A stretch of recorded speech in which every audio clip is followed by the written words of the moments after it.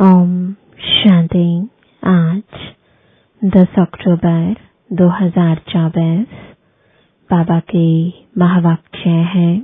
मीठे बच्चे, उठते बैठते बुद्धि में ज्ञान उछलता रहे तो अपार खुशी में रहेंगे। प्रश्न है, तुम बच्चों को किसके संग से बहुत बहुत संभाल करनी है? उत्तर है, जिनकी बुद्धि में बाप की याद नहीं ठहरती, बुद्धि इधर उधर भटकती रहती है, उनके संग से तुम्हें संभाल करनी है।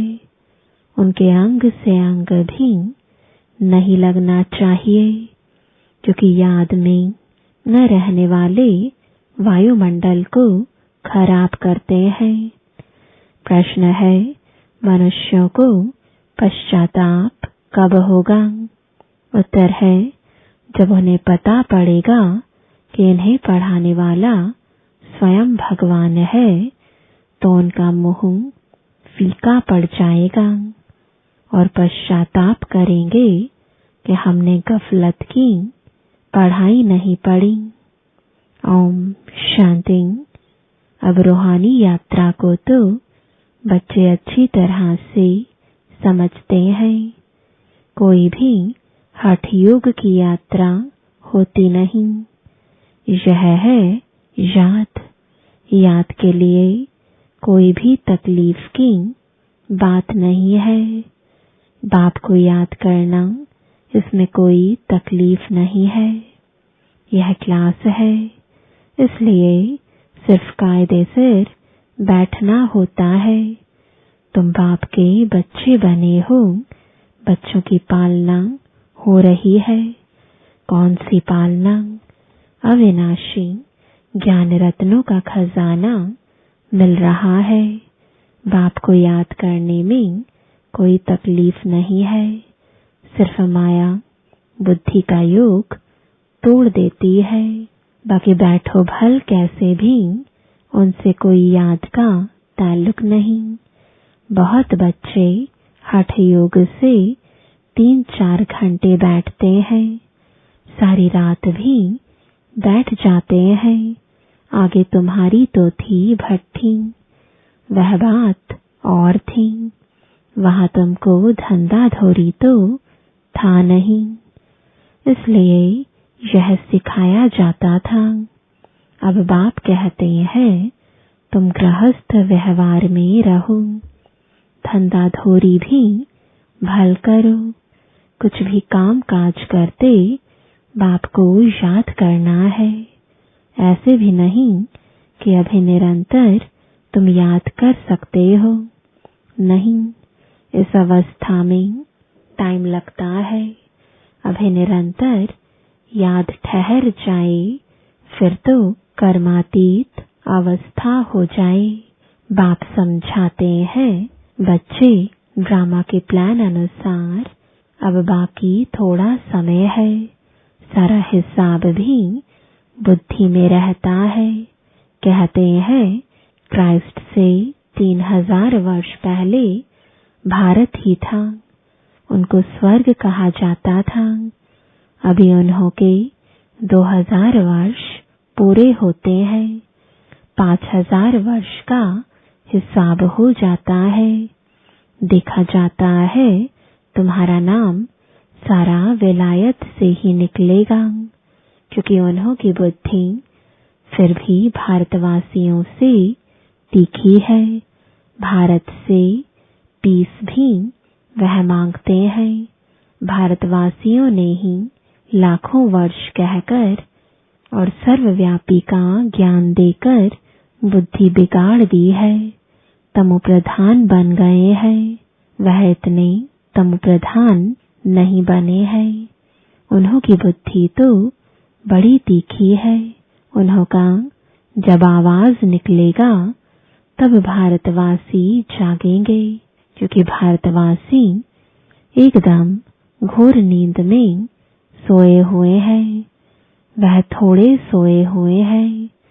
उन्हों से आवाज अच्छा निकलेगा।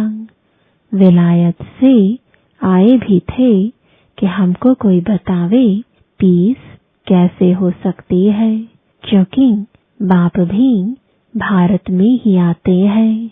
यह बात तो तुम बच्चे ही बता सकते हो। दुनिया में फिर से वह पीस कब और कैसे होगी तुम बच्चे तो जानते हो। बरोबर पैराडाइज अथवा हेवन था।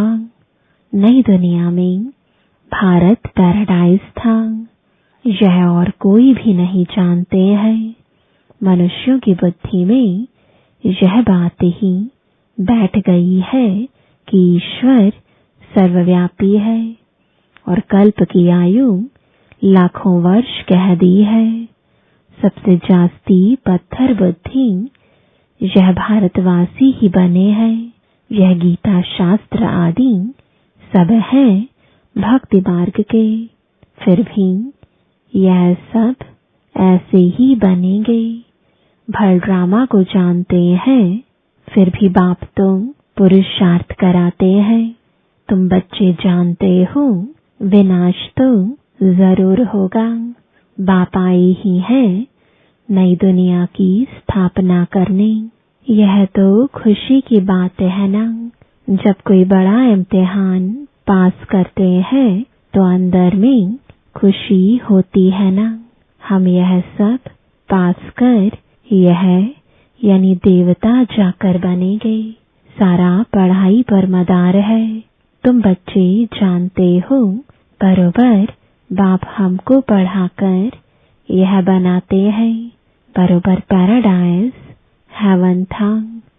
मनुष्य तो बेचारे बिल्कुल ही मूंझे हुए हैं। बेहद के बाप पास जो ज्ञान है वह तुम बच्चों को दे रहे हैं। बाप की तुम महिमा करते हो। बाबा नॉलेजफुल है, फिर ब्लिसफुल भी है। खजाना भी उनके पास फुल है। तुमको इतना साहूकार कौन बनाता है? यहाँ तुम क्यों आए हो? वर्षा पाने। अगर कोई की तंदुरुस्ती अच्छी है परंतु धन नहीं है तो धन बगैर क्या होगा? वैकुंठ में तो तुम्हारे पास धन रहता है। यहाँ जो जो साहूकार है उनको नशा रहता है। हमारे पास इतना धन है। यह कारखाने आदि हैं। शरीर छोड़ा खलास। तुम तो जानते हो हमको बाबा 21 जन्मों के लिए इतना खजाना दे देते हैं। बाप खुद तो खजाने का मालिक नहीं बनते हैं, तुम बच्चों को मालिक बनाते हैं। यह भी तुम जानते हो। विश्व में शांति तो सिवाय गॉड फादर के कोई स्थापन कर ना सके। सबसे फर्स्ट क्लास चित्र है यह त्रिमूर्ति गोले का। इस चक्र में ही सारा ज्ञान भरा हुआ है। तुम्हारी ऐसी कोई वंडरफुल चीज होगी तब वह समझेंगे इसमें जरूर कोई ऐसा राज है। बच्चे कोई कोई छोटे छोटे खिलौने बनाते हैं। वह बाबा को पसंद नहीं आते। बाबा तो कहते बड़े चित्र लगाओ जो दूर से कोई पढ़कर समझ सके। मनुष्य अटेंशन बड़ी चीज पर देंगे। इसमें क्लियर दिखाया हुआ है। उस तरफ है कलयुग, इस तरफ है सतयुग। बड़े बड़े चित्र होंगे तो मनुष्यों का अटेंशन खींचेगा। टूरिस्ट भी देखेंगे, समझेंगे भी वह अच्छी तरह से। यह भी जानते हैं क्राइस्ट से 3000 वर्ष पहले स्वर्ग था। बाहर तो ऐसे नहीं जानते। 5000 वर्ष का हिसाब तुम क्लियर समझाते हो तो यह इतना बड़ा बनाना चाहिए जो दूर से देख सके और अक्षर भी पढ़े। जिससे समझें कि दुनिया की अंत तो बरोबर है। बॉम्ब्स तो तैयार होते रहते हैं, नेचुरल कैलेमिटीज भी होंगी। तुम विनाश का नाम सुनते हो तो अंदर में खुशी बहुत होनी चाहिए, परंतु ज्ञान ही नहीं होगा तो खुश भी हो ना सके। बाप कहते हैं, देह सहित सब कुछ छोड़ अपने को आत्मा समझो। अपनी आत्मा का योग मुझ बाप के साथ लगाओ। यह है मेहनत की बात। पावन बनकर ही पावन दुनिया में आना है। तुम समझते हो हम ही बादशाही लेते हैं फिर गवाते हैं। यह तो बहुत सहज है। उठते बैठते चलते अंदर में टपकना चाहिए। जैसे बाबा के पास ज्ञान है ना, बाप आए ही हैं पढ़ाकर देवता बनाने, तो इतनी अथाह खुशी बच्चों को रहनी चाहिए ना। अपने से पूछो, इतनी अथाह खुशी है। बाप को इतना याद करते हैं। चक्र की भी सारी नॉलेज बुद्धि में है, तो इतनी खुशी रहनी चाहिए। बाप कहते हैं, मुझे याद करो और बिल्कुल खुशी में रहो। तुमको पढ़ाने वाला देखो कौन है। जब सबको मालूम पड़ेगा तो सबका मोह ही फीका हो जाएगा। परंतु अभी उन्हों के समझने में थोड़ी देरी है। अभी देवता धर्म के इतने मेंबर्स तो बने नहीं है। सारी राजाई स्थापन हुई नहीं है। कितने ढेर मनुष्यों को बाप का पैगाम देना है। बेहद का बाप फिर से हमको स्वर्ग की बादशाही दे रहे हैं। तुम भी उस बाप को याद करो। बेहद का बाप तो जरूर बेहद का सुख देंगे ना। बच्चों के अंदर में तो अथाह ज्ञान की खुशी होनी चाहिए। और जितना बाप को याद करते रहेंगे तो आत्मा पवित्र बनती जाएगी। ड्रामा के प्लान अनुसार तुम बच्चे जितना सर्विस कर प्रजा बनाते हो, तो जिनका कल्याण होता है उन्हों के फिर आशीर्वाद भी मिल जाती है। गरीबों की सर्विस करते हो, निमंत्रण देते रहो। ट्रेन में भी तुम बहुत सर्विस कर सकते हो। इतने छोटे बैच में ही कितनी नॉलेज भरी हुई है। सारी पढ़ाई का तंत्र इसमें है।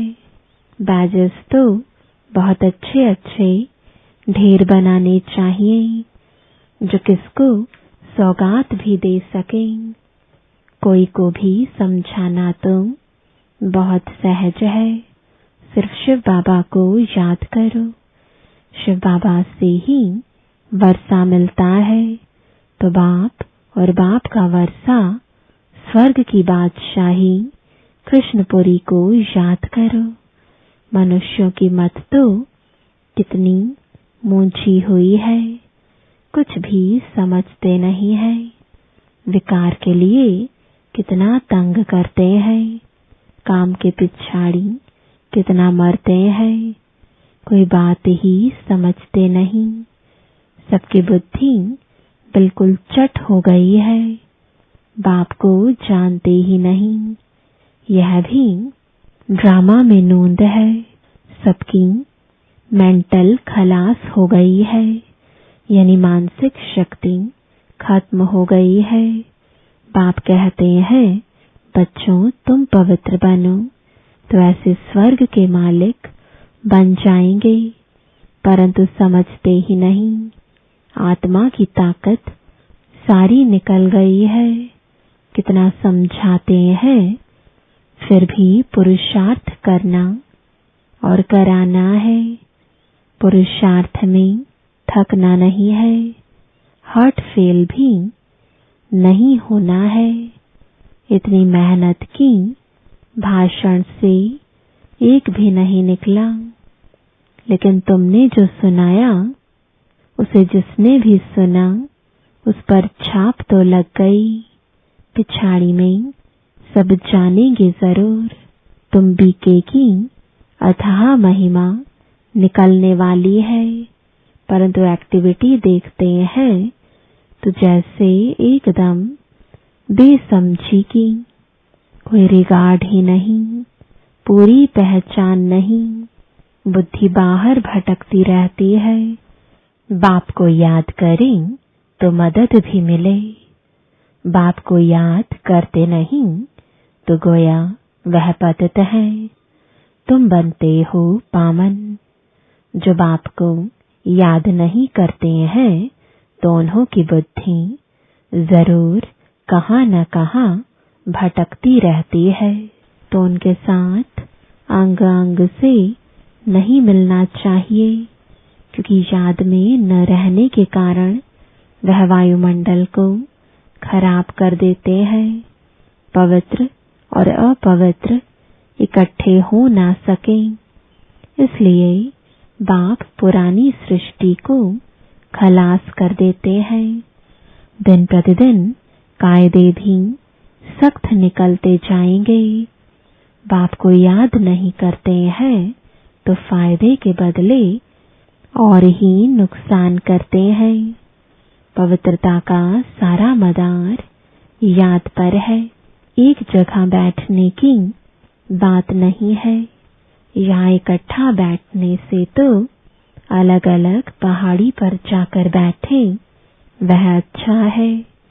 जो याद नहीं करते हैं वह है पतित। उनका तो संग भी नहीं करना चाहिए।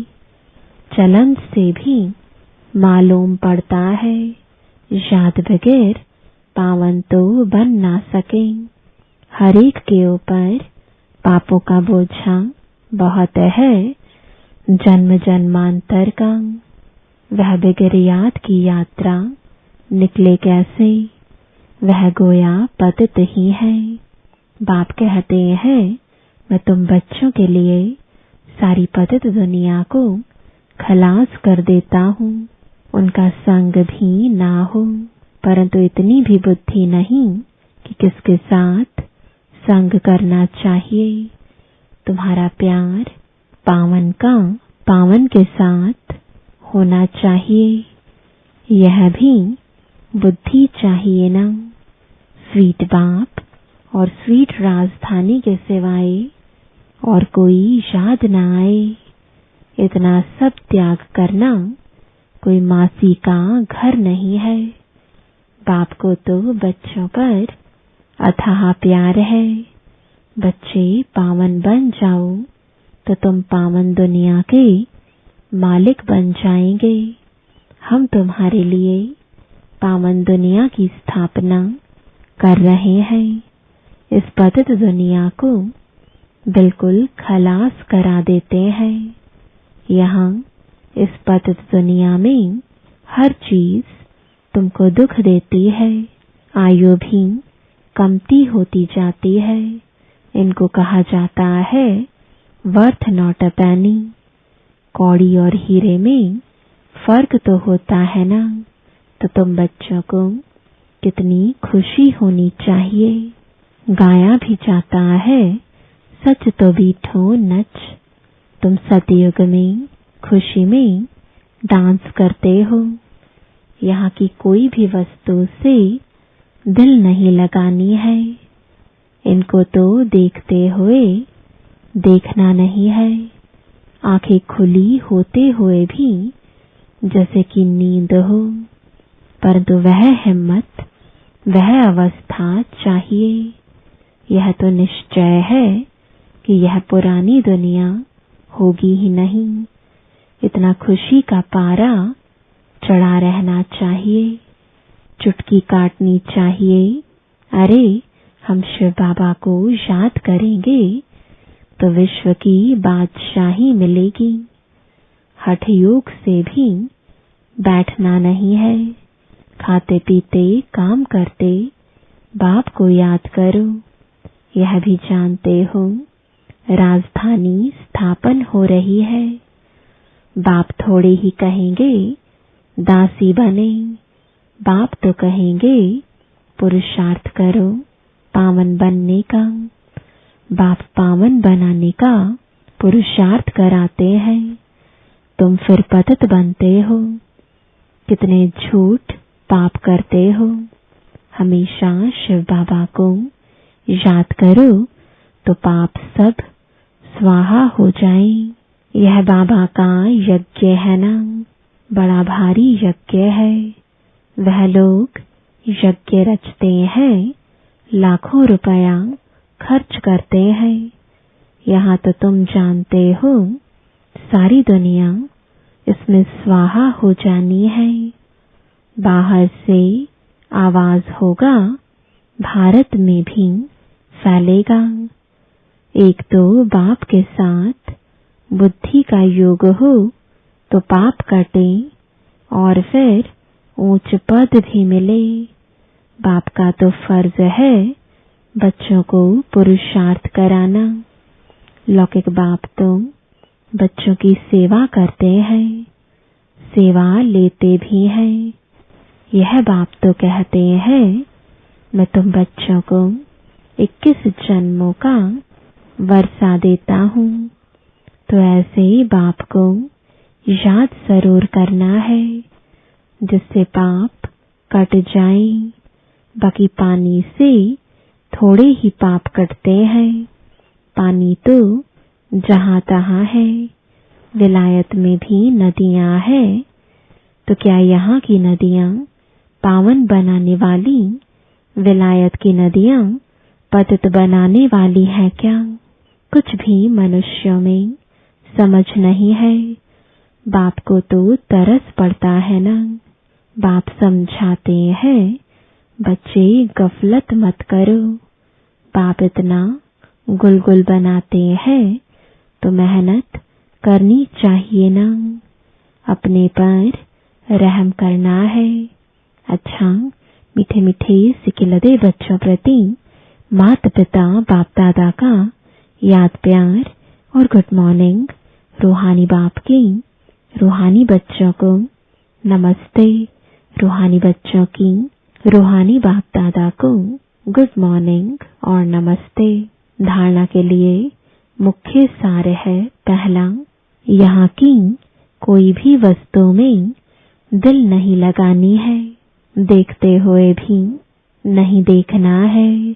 आंखें खुली होते भी जैसे नींद का नशा रहता, ऐसे खुशी का नशा चढ़ा हुआ हो।